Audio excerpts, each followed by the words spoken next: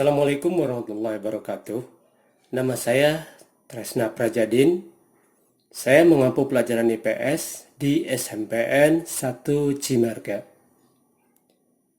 Saya akan berikan kisah atau bagaimana kegiatan pembelajaran yang dilakukan selama masa COVID-19. Setelah adanya pengumuman dari pemerintah bahwa pembelajaran harus dilakukan di rumah. Penting terus kita ulang-ulang sekali lagi mengurangi mobilitas orang dari satu tempat ke tempat yang lain. Yang kedua menjaga jarak. Yang ketiga mengurangi kerumunan yang membawa risiko penyebaran COVID-19. Kebijakan belajar di rumah, kebijakan bekerja di rumah, kebijakan beribadah di rumah. Jangan sampai kebijakan ini dilihat sebagai sebuah kesempatan untuk liburan. Yang pertama adalah login dulu yang berada di internet. Setelah masuk dan membuat sebuah kelas khusus yaitu kelas maya. Karena ada beberapa kelas maka saya membuat 6 kelas. Setelah beres membuat 6 kelas tersebut, maka dipikirkanlah bagaimana kegiatan untuk pembelajaran ini. Yang pertama adalah analisis RPP. Analisis RPP ini berubah dari tatap muka menjadi daring. Setelah melakukan analisis RPP ini, kemudian lanjut bagaimana skenario pembelajarannya ketika diaplikasikan dalam PJJ supaya anak tetap belajar. Akhirnya, saya melakukan pembandingan dengan teman-teman yang lain. Itu adalah mulai titik awal terjadinya perubahan. Bagaimana pengajaran yang asalnya tatap muka menjadi sebuah pelajaran berjarak jauh yang harus dilakukan agar siswa tetap belajar. Yang pertama, ada sebuah kegiatan, walaupun pada dasarnya telah diberikan sebuah kegiatan pembelajaran melalui aplikasi. Tapi itu adalah hanya sebatas kecil saja.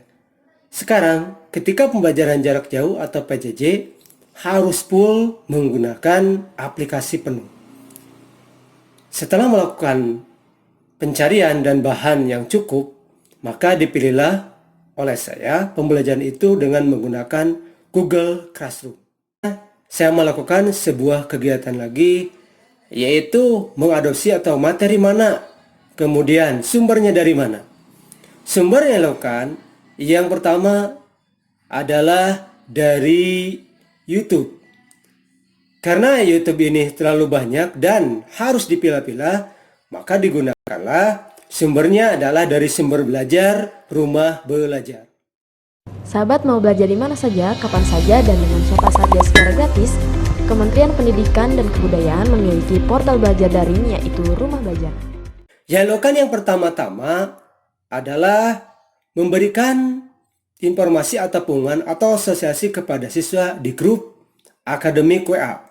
Setelah diberikan pengumuman kapan belajarnya, waktunya kapan, maka dilakukanlah yang pertama adalah daftar hadir online.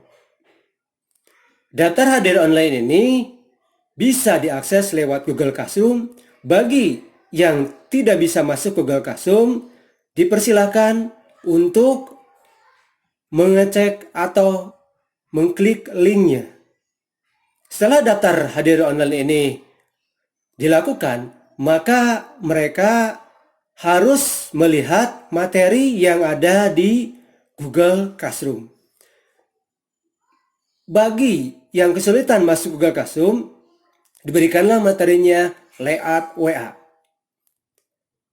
Mereka kemudian diberikan arahan untuk mempelajari materi. Setelah materi beres, mereka terakhir diberikan yang namanya kuis. Kuis ini disesuaikan dengan materi pelajaran yang ada.